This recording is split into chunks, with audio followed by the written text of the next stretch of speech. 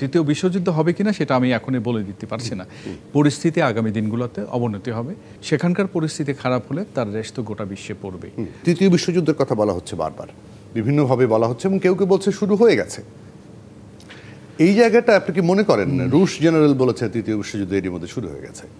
এই স্কেলে মিডল ইস্টে আর কবে শেষ হয়েছে? বিশেষ করে উনি আমাকে মনে করে দিলেন, আমি 30 বলছিলাম, আসলে সময়টা হবে 35, যেটা 80 সেপ্টেম্বরের কথা হুমায়ুন ভাই বলছিলেন যে 8 বছর ধরে ইরান যুদ্ধে ছিল এবং আজকে ৪র্থতম দিন চলে যাচ্ছে। আমরা শুরুটা দেখেছিলাম 200-র বেশি জঙ্গি বিমান যুগপথভাবে তেহরানে হামলা চালিয়েছিল এবং মনে হচ্ছিল পরবর্তী বেশ কয়েক ঘন্টা যে ইরান বোধহয় কুপকাত হয়ে গেছে, কিছুই হবে না। এর পরবর্তীতে আমরা যেভাবে দেখলাম যে পাল্টা আঘাত করলো ইরান এবং এখন পর্যন্ত সংখ্যাটা বলা হচ্ছে প্রায় 350-র মতো মিসাইল তারা ছুঁড়েছে আর শত শত ড্রোন ছুঁড়েছে।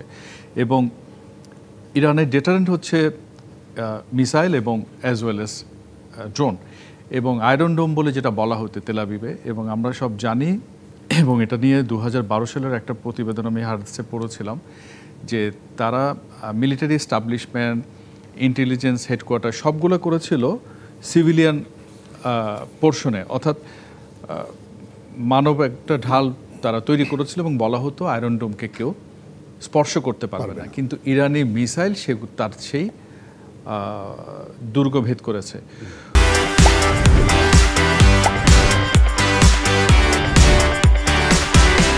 তো আপনি যে যুদ্ধের কথা বলছিলেন, আমি মনে করি খুব প্রিম্যাচিওর যে এখনই সেটা আরেক তৃতীয় বিশ্বযুদ্ধ হয়ে গেল, যুদ্ধের দামামা বাজলো কিনা।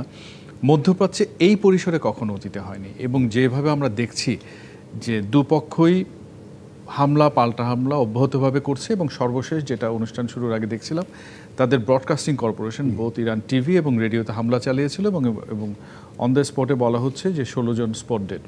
যদিও 5 থেকে 10 মিনিটের মধ্যে তারা আবার লাইভ টেলিকাস্টে আসলে। একটু আগে হুমায়ুন ভাই বলছিলাম যে ইরান যে ইসলামী বিপ্লবের মধ্যে দিয়ে যে বিপ্লবী সরকার যে কাঠামো সেখানে আছে, তারা নিষেধাজ্ঞা বলুন, বিধিনিষেধ বলুন, এরকম একের পর এক প্রতিবন্ধকতা সামলে কিন্তু এখনও টিকে আছে। তো সেই জায়গাতে ইরানকে খুব স্বাভাবিক এবং সঙ্গত কারণে মনে হচ্ছিল যে মধ্যপ্রাচ্যে সে যেভাবে বন্ধুহীন হয়ে পড়েছে, গালফ স্টেটগুলো বলি, তার পাশে তুর্কি বলি এবং অন্যান্য দেশ মিশর বলি, সবাই মিলে সবার এয়ার স্পেস কিন্তু ব্যবহার করেছে। তার এয়ার ট্রাফিক কন্ট্রোল বলুন, রাডার বলুন, সেগুলো ডিঅ্যাক্টিভেট করে দিয়েছে। প্রথমবারের মতো মোসাদ ইরানের ভূখণ্ডে নেমে এগুলো করেছে। তো তাৎক্ষণিকভাবে মনে হচ্ছিল যে ইরান বোধহয় সামাল দিতে পারবে না, কিন্তু সে যে জায়গায় এখন চলে এসছে এবং এরই মধ্যে কিন্তু আমরা আলাপ আলোচনা মধ্যস্থ এগুলোর কথা শুনছি। তো যে কথাটা বলছিলাম তৃতীয় বিশ্বযুদ্ধ হবে কিনা সেটা আমি এখনই বলে দিতে পারছি না, কিন্তু খুব শিগগিরই আলোচনার টেবিলে আপনি ইরানকে ফিরিয়ে নিয়ে যেতে পারবেন বা সে তার রাশ টেনে ধরবে এমনও কোনো অবস্থা নাই। তো এই পরিপ্রেক্ষিতে পরিস্থিতি আগামী দিনগুলোতে অবনতি হবে, সেটা বলাই বাহুল্য। অন্তত 4র্থ দিনে এসে আমরা বোধহয় অবলীলায় বলতে পারি এবং সেখানকার পরিস্থিতি খারাপ হলে তার রেশ তো গোটা বিশ্বে পড়বে।